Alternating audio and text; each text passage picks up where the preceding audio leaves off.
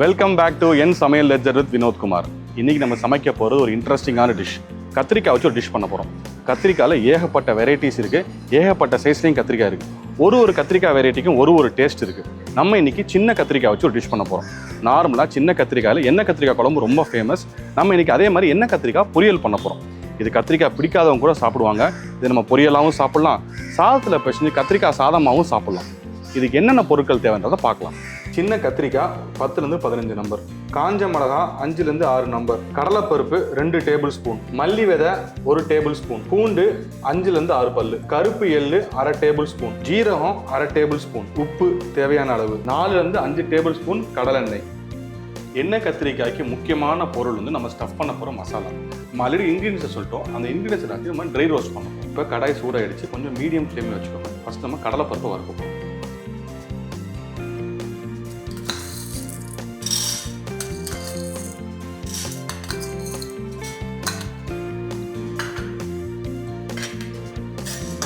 கடலைப்பருப்பு கொஞ்சம் ஃப்ரை ஆனதுக்கப்புறம் மல்லி இதோட சேர்த்து ஒரு 5 வரமிளகா. இந்த மல்லியும் வரமிளகாயும் ஃப்ரை ஆனதுக்கப்புறம் ஜீரகம், அப்புறம் 1/2 டேபிள் ஸ்பூன் எள்ளு, இதோட ஒரு 5-6 பூண்டு தோலோடையே போட்டுக்கலாம். இது எல்லாத்தையும் கொஞ்சம் ஃப்ரை பண்ணுங்க.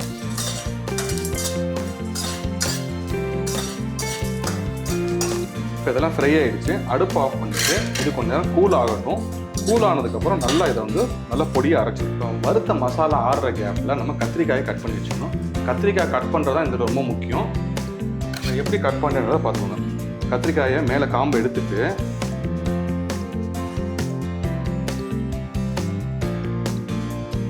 ஃபுல்லாக கட் பண்ணக்கூடாது. நம்ம மசாலா ஸ்டஃப் பண்ணுற அளவுக்கு கேப் இருக்கணும். இந்த மாதிரி கட் பண்ணிக்கணும். இந்த மாதிரி எல்லா கத்திரிக்காயும் கட் பண்ணி வச்சுக்கோங்க. நம்ம என்ன பண்ண போகிறோம்னா, இதுக்கு கேப் நடுவில் மசாலாவை ஸ்டஃப் பண்ணி நம்ம கத்திரிக்காயை ஃப்ரை பண்ண போகிறோம்.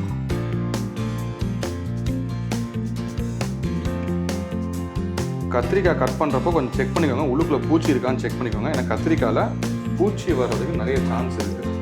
ஸோ நீங்கள் கட் பண்ணுறப்பே பார்த்தா தான் நீங்கள் கண்டுபிடிக்க முடியும். நீங்கள் மசாலா ஸ்டஃப் பண்ணிட்டீங்கன்னா அதை கண்டுபிடிக்க முடியாது. நம்ம கத்திரிக்காயை கட் பண்ணியாச்சு. இந்த மசாலாவை இது மாதிரி கோர்ஸாக அரைக்கணும்.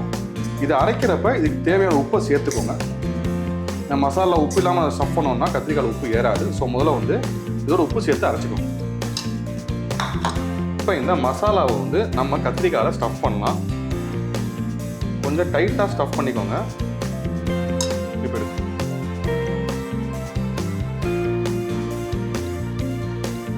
இப்போ கத்திரிக்காய் நல்லா ஸ்டஃப் பண்ணதுக்கப்புறம் கடாயில் அடுப்பு ஆன் பண்ணிட்டு எண்ணெய் ஊற்றிக்கோங்க. இது கொஞ்சம் ஜாஸ்தி எண்ணெய் தேவைப்படும்.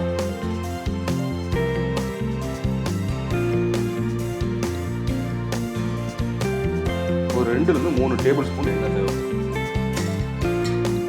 எண்ணெய் சூடானதுக்கப்புறம் இந்த கத்திரிக்காயை ஒன்று அதில் ப்ளேஸ் பண்ணுங்கள். கொட்டிடாதீங்க. கொட்டினீங்கன்னா இந்த ஸ்டஃபிங் ஃபுல்லாக வெளியே வந்துடும்.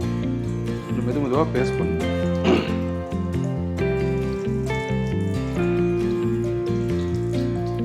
அடுப்பை கூடிய மட்டும் மீடியம் ஃப்ளேம்லேயே வைங்க. ஏன்னா அந்த குக்கிங் டைம் கொஞ்சம் தேவைப்படும். நம்ம ஹை ஹீட்டில் வச்சோம்னா வெளியில் கறிக்கிடும், உள்ளே வேகாது. ஸோ இது மாதிரி ப்ளேஸ் பண்ணிடுங்க. இந்த எக்ஸ்ட்ரா இருக்கிற பொடி இருக்கட்டும். நம்ம கடைசியில் இது மேலே வந்து போட்டு வதக்கிடலாம். ஆக்சுவலாக கத்திரிக்காய் நல்லா இருக்குது. இது எப்படி கண்டுபிடிக்கலாம்னா, நல்லா ஷ்ரிங்க் ஆகிருக்கும். கத்திரிக்காய் பார்த்தீங்கன்னா நல்லா எல்லா பக்கமும் நல்லா ஷ்ரிங்க் ஆகிருக்கும். இந்த ஸ்டேஜ் தான் நீங்கள் வந்து கத்திரிக்காய் ஃப்ரையாக இருக்கிறது நீங்கள் அசியூம் பண்ணிக்கலாம்.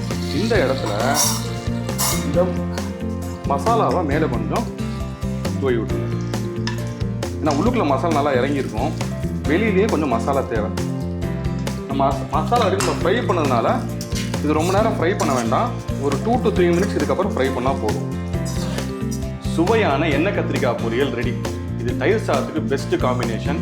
சூடான சாதத்தில் பிசைஞ்சு சாப்பிட்டாலும் ரொம்ப நல்லா இருக்கும். இதை கண்டிப்பாக நீங்கள் ட்ரை பண்ணிட்டு சொல்லுங்கள்.